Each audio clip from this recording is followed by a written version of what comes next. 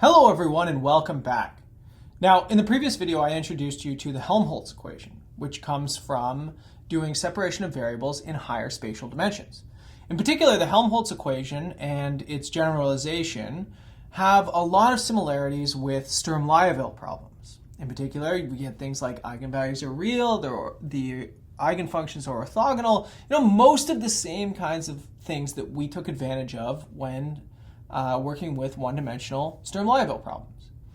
Now, remember, all of that was in the service of solving partial differential equations. So we can't lose the forest through the trees here, right? So what I would like to do in this video is I'd like to solve a partial differential equation. And in particular, I'm going to solve the wave equation in two spatial dimensions, okay? This is a vibrating membrane, okay? So we're going to do a really sort of relatively simple version of this. Now, what makes higher dimensional partial differential equations interesting and much more complicated is that you have all the complexity of 1D, plus the domain can influence how complicated a problem can be. So if you think back to the end of the previous lecture, I looked at a rectangular domain, and really it's sort of, you can use separation of variables again to reduce it to a 1D equation. For general domains, you cannot do that. What I would like to do is I would like to take my domain to be, I'm just going to draw it, a disk in 2 dimensions centered at the origin of radius A. Okay, so it's a circular domain. Again, it has a lot of advantage for us in that we can solve it, of course.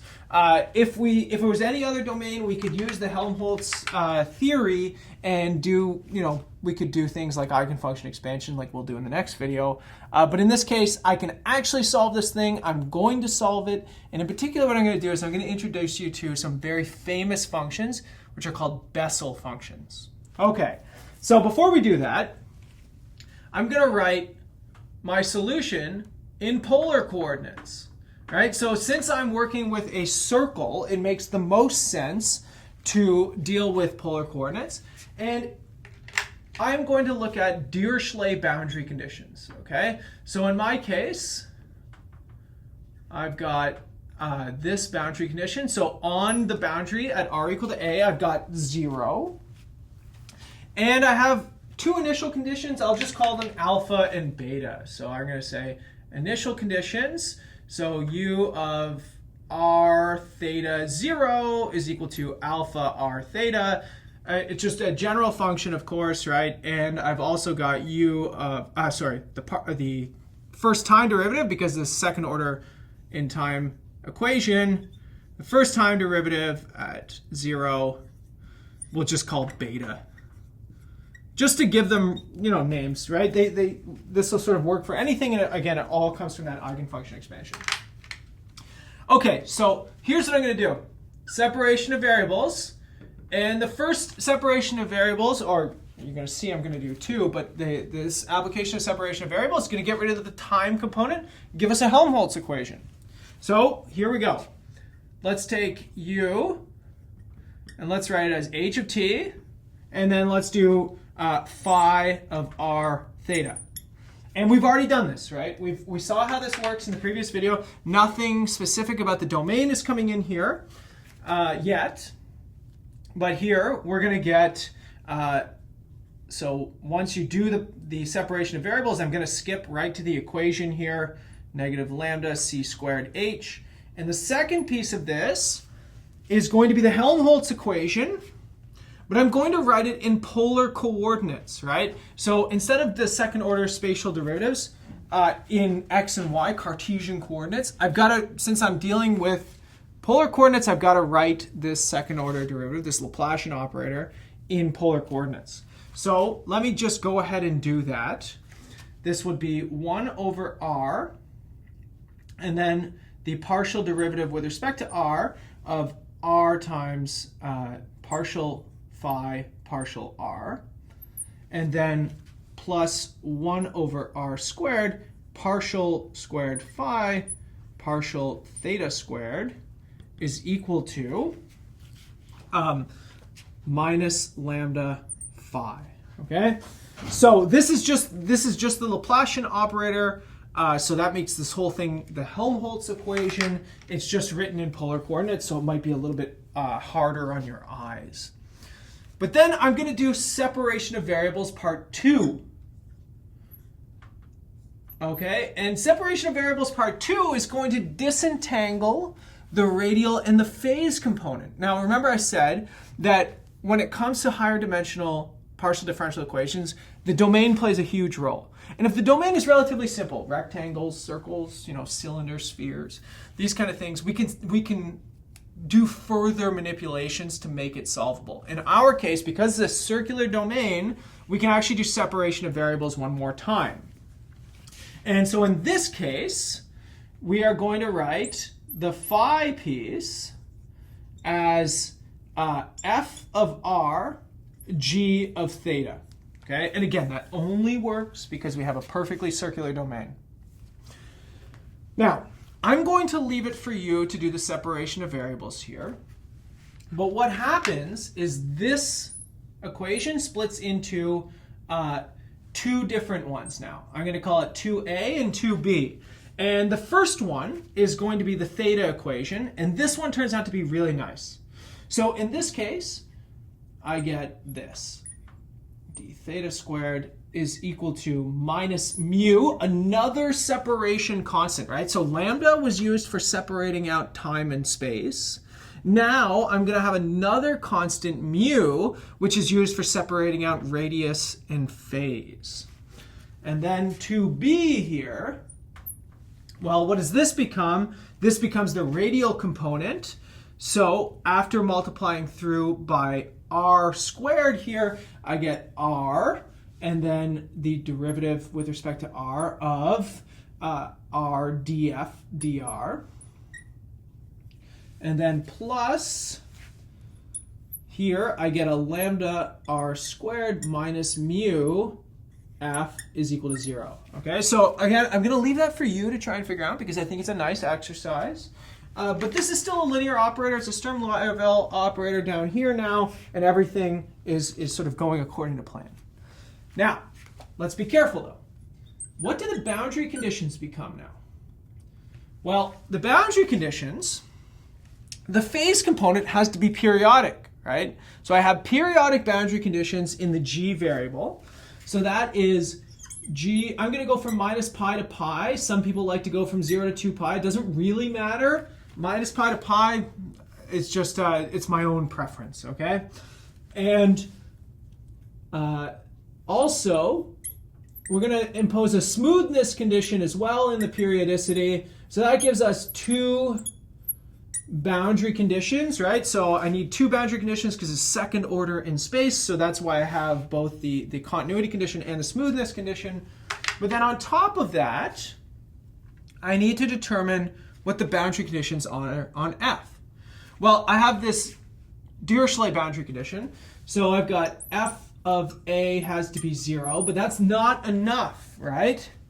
But we've seen this before, right? We did this, we solved we did separation of variables for a circularly symmetric equation, the Laplace's equation, which is related to Helmholtz, really early on in this lecture series. And we saw basically what we need to impose is a sort of boundedness condition at the origin. And that comes from the fact that you have these degeneracies at r equal to 0. So this is what's called a singular Sturm-Liouville problem, which we'll get to in a moment.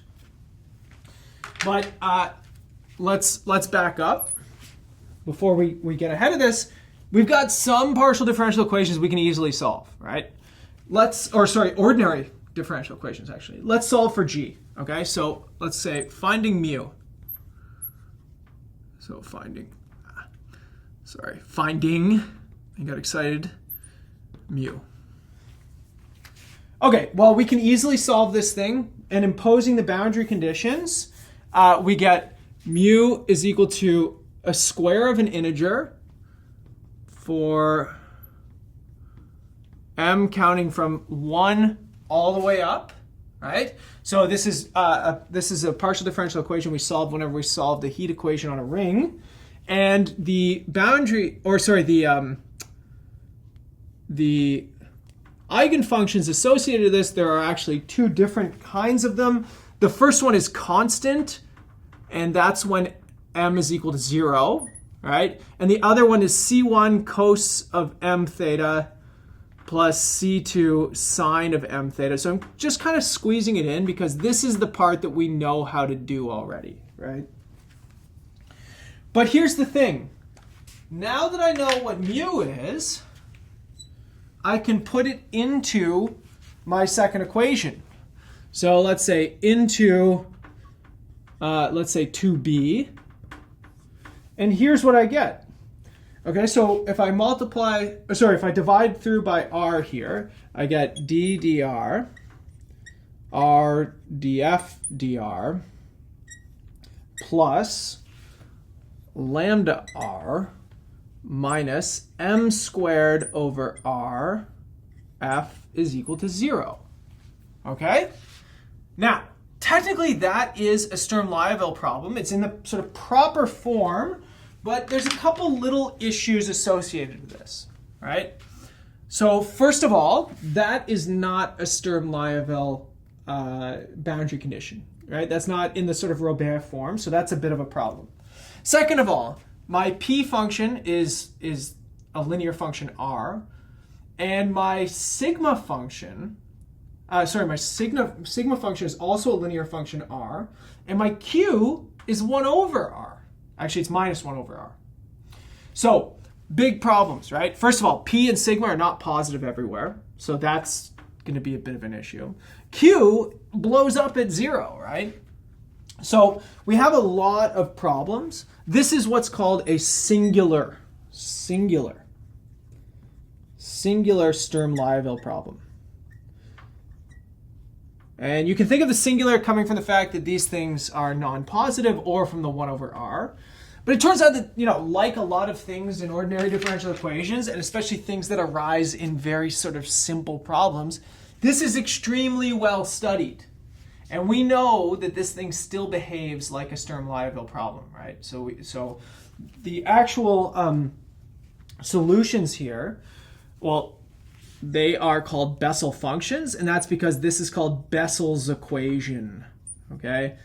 So Bessel's equation. Very, very well studied. The study of this goes back to maybe the 17 or the 1800s by Bessel. And so the first thing that you can do, you can plug all of this into the Rayleigh quotient. You can find that lambda has to be positive for every value of m, right? So I want you to be very, very careful here. For each value of m, I have another ordinary differential equation to be solved here. There's a fun little trick you can play, and you can get rid of the lambda dependence in here. So you could do this. You could do a new independent variable, which, because we know that lambda has to be positive from the Rayleigh quotient, I can take a square root of it, and I can introduce a new independent variable, the square root of lambda times r. It's just a scaled variable.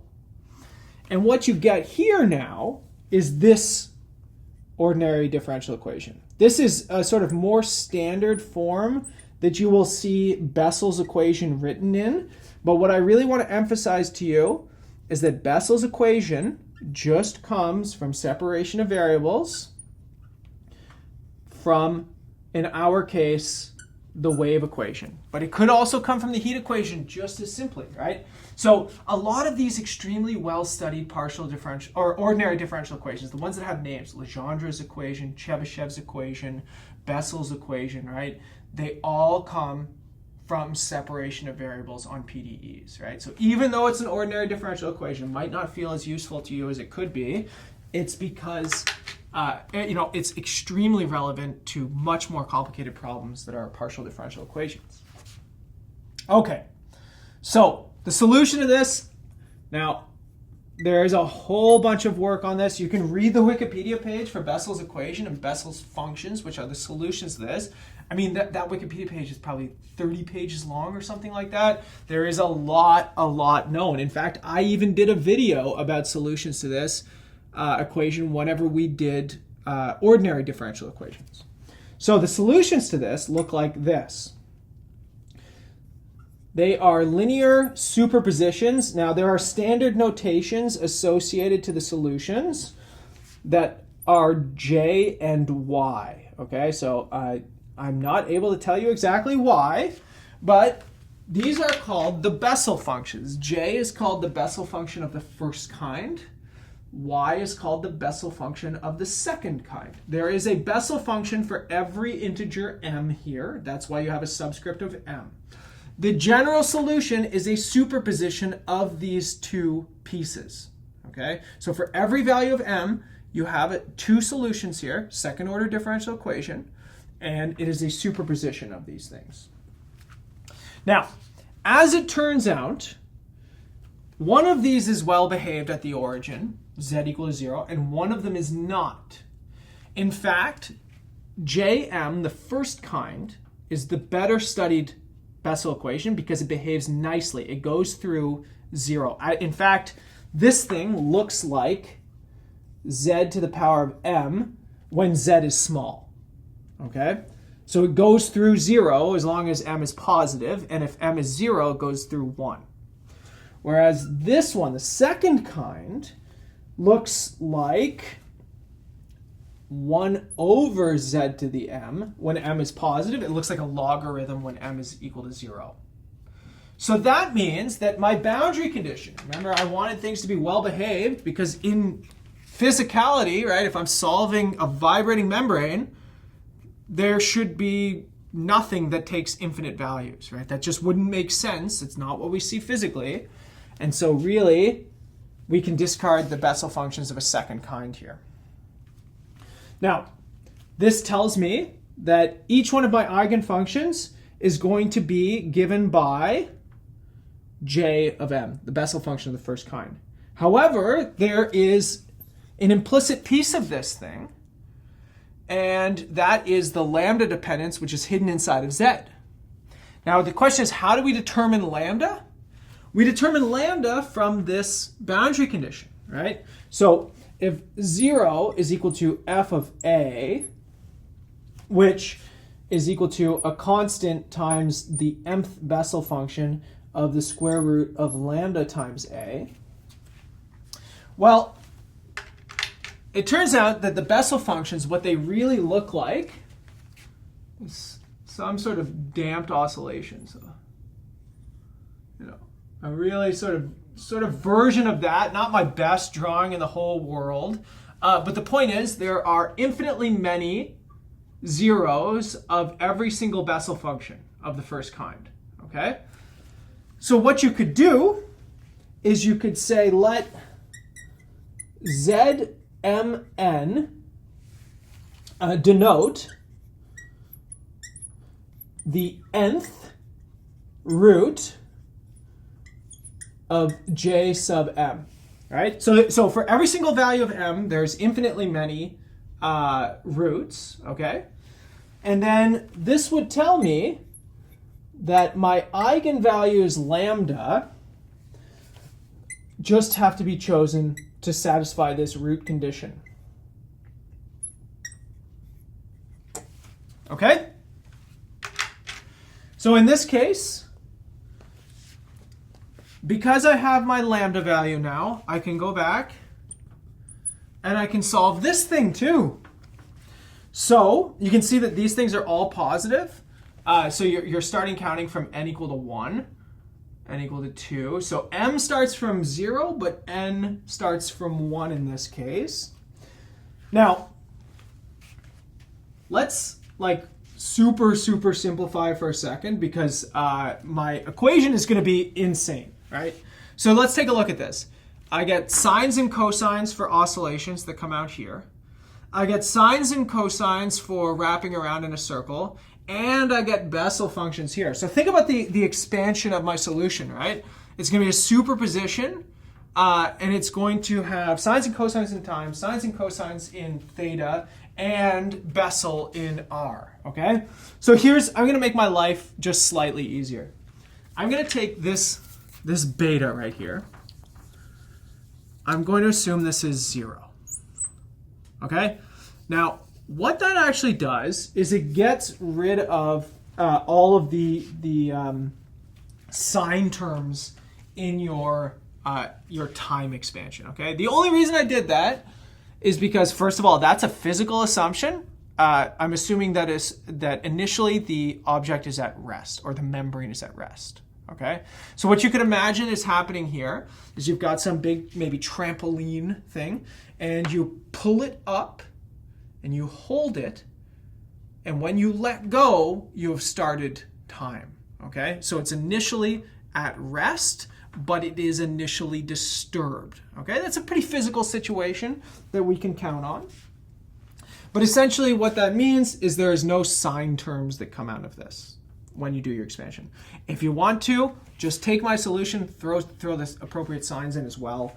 But the full solution is going to be horrendous. But it is a solution. We solved it. Okay. So here it is. It's a double infinite sum. Okay, so m starts counting at 0, n starts counting at 1. I have coefficients in m and n, right? And then I've got a Bessel in space. So I've got root lambda mn times r. And then I've got cosine in theta. And then I've got, so I'm going to have to write this down here, but it should be multiplied against everything here. I've got a cosine times c times root lambda mn in time. Plus, I've got sines in space as well. So I got another double sum, m greater than or equal to 0, n greater than or equal to 1, b mn, j m, mn, r, sine m theta, cos of c square root of mn t. Now, okay, so if this thing was non-zero, then I would just have two more sums and they would be sines in replacing here. Okay, so the only reason I've made this 0 is so that my life is a little bit easier. Now the question is, how do you get the coefficients from the summation here, right? So I need to know what A and what B are. Well, I'm going to squeeze it in very, very small down here, but essentially now you need to project onto two different pieces, right? So you have a double infinite summation, so you need to isolate a value of m. That's by multiplying by a cosine term or a sine term. Then you also need to isolate a value of n, and that comes from multiplying by the appropriate Bessel function.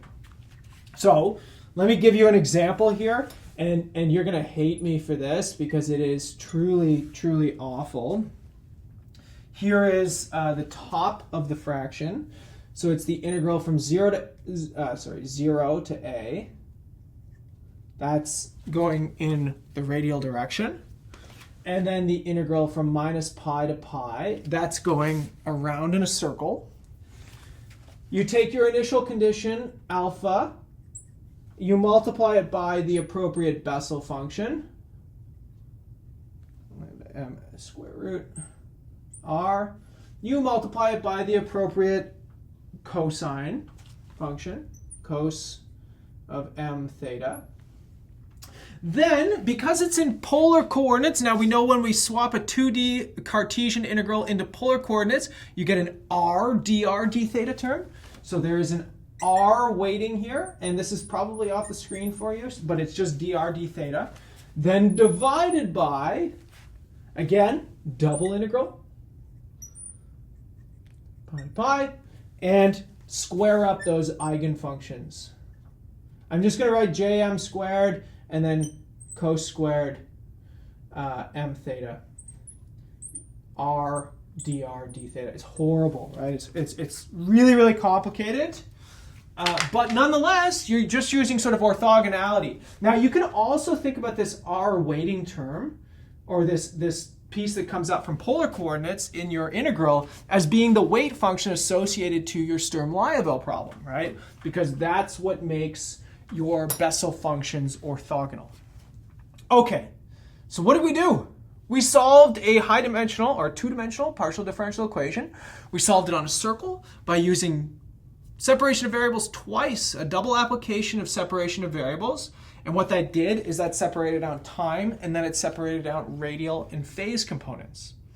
Now, really, the sort of complexity of this problem comes from the radial components, and that is from this singular Sturm-Liouville problem called Bessel's equation, one of the most well-studied ordinary differential equations in all of mathematics, okay? So I left out a lot of information about Bessel functions. I could probably talk for 2-3 hours if I wanted to about Bessel functions, but I'm going to sort of leave that for you to sort of fill in a little bit of the gaps. Here, what I want you to see is that you have these eigenfunction expansions. You have infinitely many eigenvalues, lambda mn, right? So doubly infinite. In this case, indexed by 2 infinite sequences n and m. But nonetheless, the solution is more or less the same as what we've done over and over and over again. Just more complicated because we have a larger spatial domain. Okay, when we come back in the next video, we're going to look at eigenfunction expansions in higher spatial dimensions. I'll see you all in the next video, everyone.